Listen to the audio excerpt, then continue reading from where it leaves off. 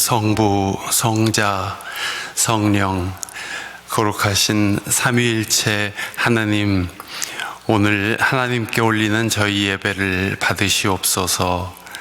하나님께서 저희를 예배하는 백성으로 부르셨으니 감사하며 찬양하며 오직 마음 다하여 하나님을 경배하나이다. 하나님, 여기 성령으로 임재하시고 저희 마음을 받으시옵소서.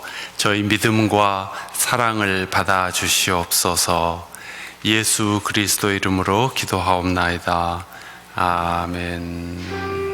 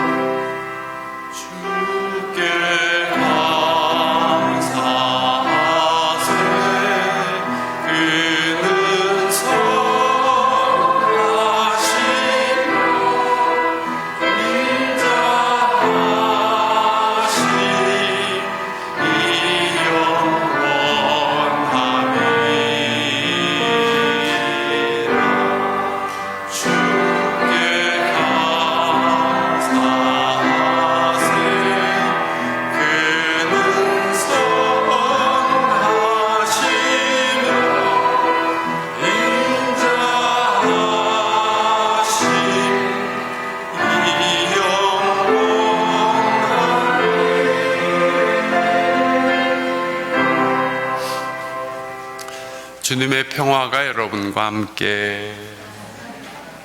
형제자매들에게 평화의 인사를 드립시다.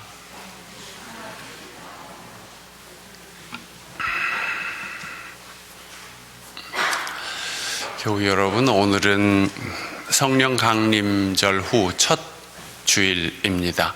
삼위일체 주일이라고도 부릅니다. 주님께서 우리를 여기 부르셨으니 우리 마음 모아서 주님께 예배 올립시다. 찬송가 10장 같이 하겠습니다.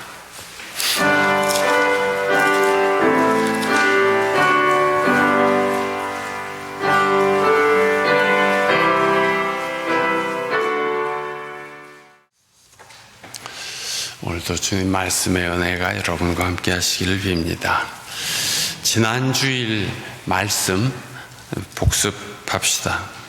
예수님은 세상을 떠나시면서 제자들에게 왜 내가 떠나가는 것이 너희에게 유익하다 하셨지 않습니까? 왜 그렇게 말씀하셨다고요? 성령께서 오셔서 너희와 함께 계실 것이니 그렇다, 그런 말씀이죠. 그래서 예수님은 승천하셨고 성령님이 믿는 사람들에게 오셨습니다. 두 번째, 성령의 임재를 바라는 사람은 어떻게 기도를 하라고 했나요? 자비로우신 성령님, 지금 제 마음을 엽니다. 제 안에 오셔서 좌정하시고 저를 새롭게 해주십시오. 혹은 저에게 사랑의 힘을 주십시오. 저에게 건강을 주십시오. 빛을 허락하여 주십시오. 라고 하나님께 기도하시면 된다고 했습니다. 오늘 구약성경 이사야는 자기 말대로 입술이 부정한 사람, 즉 나쁜 말을 많이 한 사람이었는데 거룩한 존재를 만나서 악은 사라지고 죄는 사해졌다. 그래서 하나님의 예언자로서 하나님을 대신하여 세상에 보내어지고 하나님 구원 사역을 하게 된다. 그런 이야기가 구약성서에 있습니다. 또 서신 로마서 8장을 보니까 그리스도인이란 전에는 육신을 따라 살았지만 이제는 변하여서 성령을 따라 사는 사람들이라 합니다. 전에는 율법의 징계에 대한 두려움 속에 사로잡혀 신앙생활을 했다면 이제는 하나님의 자녀가 되어서 하나님을 아버지라고 부르며 하나님의 영광을 상속받을 존재로 변화됩니다. 복음서에는 요한복음 3장 5절부터 8절에 예수님은 니고데모에게 성령으로 거듭나지 않으면 하나님 나라에 들어갈 수 없다, 그런 말씀을 하셨습니다. 사람은 거룩한 영, 성령을 모시면 그 영혼이 변하게 되고 그 진로가 바뀌게 됩니다. 그래서 우리는 이런 질문을 하지 않을 수 없습니다. 성령으로 다시 태어난다는 것, 성령에 따라 사는 것은 도대체 무엇입니까? 예수님은 영적인 가르침을 주신 분이기 때문에 예수의 말씀을 단순히 물리적으로만 이해하려고 해서는 안 될 것입니다. 정신적으로 혹은 영적으로 이해해야 합당한 일입니다. 방목하는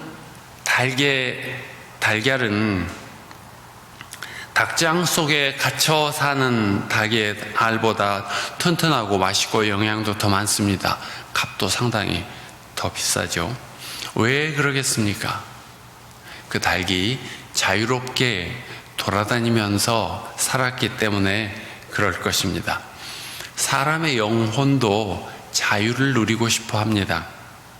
그래야 자신의 능력을 마음껏 발휘하고 사랑할 수도 있게 되고 창의적이 되고 공부도 잘하게 됩니다. 행복하고 건강하게 됩니다. 무엇인가 갇혀 있는 것은 좋지 않습니다. 예컨대 어떤 학생이 머리는 좋은데 공부를 잘 못합니다. 어떤 처녀는 남자가 무서워서 이성교제를 못합니다. 어떤 남자는 여러 사람들 앞에만 서면 떨려서 말을 못합니다. 어떤 부인은 늘 탐욕과 결핍감과 불만 속에 살아갑니다. 어떤 사람은 말을 할 때마다 냉소적이고 꼬인 말을 해서 사람들이 그 곁을 떠나고, 어떤 사람은 늘 시기와 질투에 사로잡혀 열이 나고 있습니다. 이처럼 자신이 원하는 것은 아닌데 그런 현상이 자꾸 나타나고 정작 해야 할 일은 잘 되지 않고, 그런 것은 무엇보다도 그의 영혼이 무엇인가 막혀 있기 때문에, 붙잡혀 있기 때문에 그런 것이라고 볼 수 있습니다. 사람은 이런 사슬들로부터 벗어나서 자유로운 생을 살아야 합니다. 그래야 마음이 평안하고 행복한 생을 살며 자신의 능력도 10분 발휘할 수 있게 될 것입니다. 예수께서는 성령으로 태어난 삶은 바람처럼 자유한다고 하셨습니다. 8절에 바람은 불고 싶은 대로 분다. 너는 그 소리는 듣지만 어디서 와서 어디로 가는지는 모른다. 성령으로 태어난 사람은 다 이와 같다. 여기서 자유라는 것은 겉으로 보이는 어떤 직장 생활에 매여 있다가 사표 던지고 자유여행하고 그러는 것을 말하는 것은 아니고, 보이지 않게 사람을 속박하는 어떤 것으로부터의 자유를 뜻하겠습니다. 사람을 자유롭지 못하게 묶고 있는 이 사슬의 정체는 뭔가? 어떤 경우에는 어리석음과 편견, 고집, 어떤 경우에는 욕망과 이기심, 어떤 경우에는 분노와 두려움과 불안이라는 감옥에 갇혀 있기 때문에 그렇습니다. 이런 것들은 인간 내면에 끊임없이 상처를 입히고 있습니다. 그리스도께서는 사람을 이런 고통과 욕망, 어리석음과 상처, 죄와 죽음으로부터 구원하시려는 것이었습니다. 성경에서 말하는 구원이란 어떤 종교적 체험을 말하는 것이 아니라 삶이 바뀌는 것을 뜻합니다. 사람의 마음과 정신이 어둠의 세력에서 벗어나 빛 속에 살아가는 것, 사람이 세속적 가치관에서 벗어나 하나님의 세계에 눈을 뜨기 시작하는 것, 이것을 성서에서는 거듭남이라고 합니다. 요한복음 3장 7절에 예수님은 성령으로 거듭나게 된다는 것을 뭐 이상하게 생각하지 말라고 하셨습니다. 성령으로 거듭난다는 것은 세상 악한 영에 사로잡혀 살지 않고 성령의 인도를 따라 사는 것을 말합니다. 욕망과 이기심의 사슬을 벗고 빈 마음이 되는 것, 편견과 고집과 어리석음을 벗어나서 이런저런 모든 사람들을 품는 큰 사람이 되는 것, 온갖 상처들이 치유되어서 한없이 자유롭고 건강한 생을 살아가는 것을 뜻하겠습니다. 성령으로 거듭난다고 하면 신앙에 대해서 생소한 이들은 무슨 딴 세상 이야기처럼 들릴지 모르겠는데 이것은 결코 어려운 일이 아닙니다. 사람은 누구나 자기 나름대로 정신세계가 있고 영적인 세계가 있습니다. 자기가 인정하지 않는다 할지라도 그런 세계에 사로잡혀 삽니다. 사람에 따라서는 자기 육신에 종속된 정신세계를 갖고 살기도 하고 재물에 사로잡힌 영혼을 갖고 살기도 합니다. 로마서 오늘 본문은 로마서 8장 사람이 거듭나는 것에 대해서 참 쉽게 설명해 주고 있습니다. 13절 여러분이 육신을 따라 살면 죽을 것입니다. 그러나 성령으로 몸의 행실을 죽이면 살 것입니다. 14절 하나님의 영으로 인도함을 받은 사람은 누구나 다 하나님의 자녀입니다 했습니다. 성령으로 거듭난 생이란 다름이 아니라 육신을 따라 사는 삶에서 성령의 인도하심을 따라 사는 삶으로 옮겨간 생입니다. 우리는 몸을 입고 삽니다만 이 몸이 생명의 전부인 것은 아닙니다. 류영모 선생님은 죽은 몸을 화로운 무덤으로 장식하는 일들을 이와 같은 일이라고 가르쳤습니다. 몸뚱이는 생명이 머물다 가는 여관과 같다. 그 여관이 무너졌는데 아무개가 여기 묵은 여관이라고 그것을 붙잡고 기념하는 것과 같다. 각주구검이라고 어떤 사람이 배를 타고 가다가 검객이었는데 검을 강에 빠뜨려 버렸다. 그것을 나중에 다시 찾겠다고 검을 빠뜨렸던 위치를 자기가 있었던 위치를 배에 표시를 해두는 것처럼 어리석은 일이다 했습니다. 성령으로 거듭난 삶이란 하나님을 자기 아버지로 모시고 사는 것입니다. 성령께서는 우리가 하나님의 자녀라는 믿음을 갖게 해주십니다. 로마서 8장 15절에 여러분은 또다시 두려움에 빠뜨리는 종살이의 영을 받은 것이 아니라 자녀로 삼으시는 영을 받았습니다. 그래서 우리는 그 영으로 하나님을 아빠, 아버지라고 부릅니다. 바로 그때 성령이 우리 영과 함께 우리가 하나님의 자녀임을 증언하는 것입니다. 라는 말씀이 있습니다. 하나님을 아버지로 모시고 사는 삶이 거듭난 삶입니다. 몸뚱아리가 생의 전부인 양 여기고 육정을 따라 사는 것이 아니라 하늘에 계신 아버지를 향하여 기도하며 찬송하며 하나님의 말씀을 들으며 살아가는 것이 거듭난 삶입니다. 그리스도인들은 보이는 것만 믿는 세상에서 보이지 않는 하느님을 믿으니 새로 난 사람들이죠. 누구든지 그리스도 안에 있으면 새로운 피조물이라 이전 것은 지나갔으니 보라 새 것이 되었도다. 그래서 그리스도인은 자기만 알고 사는 것이 아니라 어려운 이웃을 돌보고 살 수 있습니다. 그래서 그리스도인은 자기에게 잘해주는 사람하고만 인사하는 것이 아니라 보기 싫은 사람에게도 인사하고 친절하고 떡 하나 더 주고 그런 것입니다. 삭개오라는 이름의 세 이야기가 복음서에 있는데 돈은 많이 벌었지만 사람들에게 손가락질을 받는 사람이었습니다. 개같이 볼 줄은 아는데 정승같이 쓸 줄은 모르는 사람이었습니다. 그런데 그가 예수님을 만나자 사람이 바뀌게 됩니다.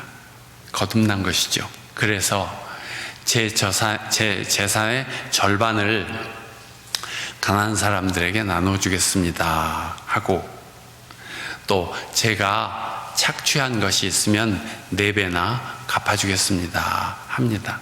그는 이전에 육신의 장애와 과거의 상처를 다 딛고 올라선 것입니다. 성령으로 거듭난 삶이란 하느님을 자기 아버지로 모시고 사는 것입니다. 여러분의 신앙을 위해서 권장할 만한 수련 한 가지는 하느님을 아버지라고 부르고 참되게 부르고 기도를 자주 드리는 것입니다. 하늘을 우러러 아버지라고 해도 좋고 땅에 엎드려 아버지라고 부르는 것도 좋습니다. 우리의 빛이 되시고 생명이 되시는 분, 우리의 피난처가 되시고 평화와 기쁨이 되시는 분을 나의 아버지로 모시고 아버지라고 부르는 기도를 날마다 하루에도 여러 번 올리시기 바랍니다. 예수님께서도 제자들에게 기도를 가르치실 때 하늘에 계신 우리 아버지라고 기도하라고 하지 않으셨습니까? 성령으로 거듭난 사람은 육신을 따라 살지 않고 성령의 이끄심을 따라 삽니다. 예수님의 가르침과 뜻을 따라 삽니다. 그때 그의 마음은 평안을 누리고 세상 모든 것이 다 감사하고 세상 누구라도 품고 사랑할 수 있는 행복한 생을 살아가게 됩니다. 그래서 요한복음은 이렇게 증언합니다. 3장 16절, 하나님께서 세상을 이처럼 사랑하셔서 외아들을 주셨으니 이는 그를 믿는 사람마다 멸망하지 않고 영생을 얻게 하려는 것이다. 영원한 생명을 얻게 하려고 그리스도께서 오셨다, 그렇게 말씀하시지 않았습니까? 예수님을 믿는 사람은 멸망하지 않습니다. 그리고 영원한 생명을 얻습니다. 우리가 흔히 건강하게 오래 사시라는 뜻으로 9988, 234라고 합니다. 99세까지 팔팔하게 사시다가 2, 3일만 고생하고 돌아가십시오, 그런 뜻이겠습니다. 그러나 저는 그보다 더 오래 살 것입니다.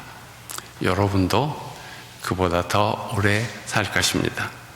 왜냐하면 하나님의 아들 예수 그리스도를 믿어서 영원한 생명을 얻었기 때문입니다. 우리들의 몸은 사라지더라도 우리 생명은 결코 죽지 않습니다. 우리 생명은 그리스도 안에 있습니다. 골로새서 3장 말씀을 믿으십시오. 골로새 3장 2절부터 4절의 말씀, 여러분은 땅에 있는 것들을 생각하지 말고 위에 있는 것들을 생각하십시오. 여러분은 이미 죽었고 여러분의 생명은 그리스도와 함께 하나님 안에 감추어져 있습니다. 그리스도께서 나타나실 때 여러분도 그분과 함께 영광에 쌓여 나타나게 될 것입니다 했습니다. 우리는 다 세례를 받을 때 이미 세상의 생은 죽었다고 여깁니다. 우리의 생명은 그리스도와 함께 하나님 안에 감추어져 있습니다. 그리스도께서 다시 나타나실 때 우리도 그분과 함께 영광에 쌓여 나타나게 될 것입니다. 성부, 성자, 성령으로 우리에게 계시되신 하나님은 거듭거듭 강조하십니다. 이 보이는 세상은 보이지 않는 하나님으로부터 나왔다는 것을, 또 예수 그리스도를 믿는 사람은 멸망하지 않고 영생을 얻는다는 것을, 육신을 따라 살면 죽지만 성령으로 몸의 행실을 죽이면 오히려 산다는 것을, 오늘 말씀을 묵상하며 기도합시다.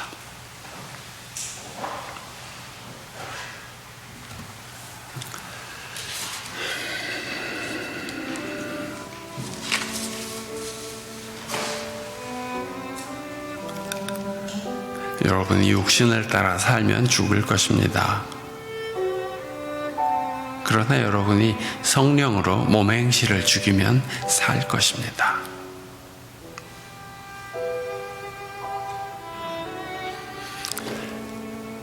하나님께서 세상을 이처럼 사랑하셔서 외아들을 주셨으니 이는 그를 믿는 사람마다 멸망하지 않고 영생을 얻게 하려는 것입니다.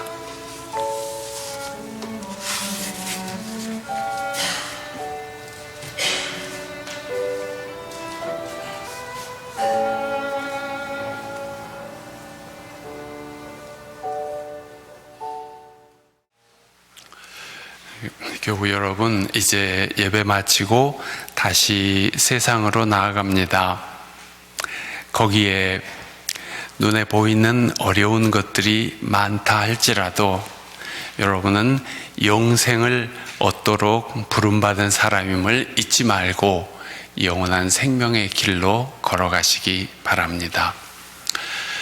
이제 세상에 오셔서 십자가에 달리시기까지 우리를 사랑하시며 생명과 진리의 길을 열어주신 우리 주 예수 그리스도의 은혜와 모든 생명들 내시고 품으시는 하나님 아버지의 그 크신 사랑과 늘 우리와 동행하시며 진리의 길로 이끌어주시는 성령님의 도우심이 오늘 삼위일체 주일 예배를 하나님께 바치고 다시금 삶의 자리로 흩어져 나아가는 주의 백성들 위해 늘 함께 계시기를 축원합니다. 아멘.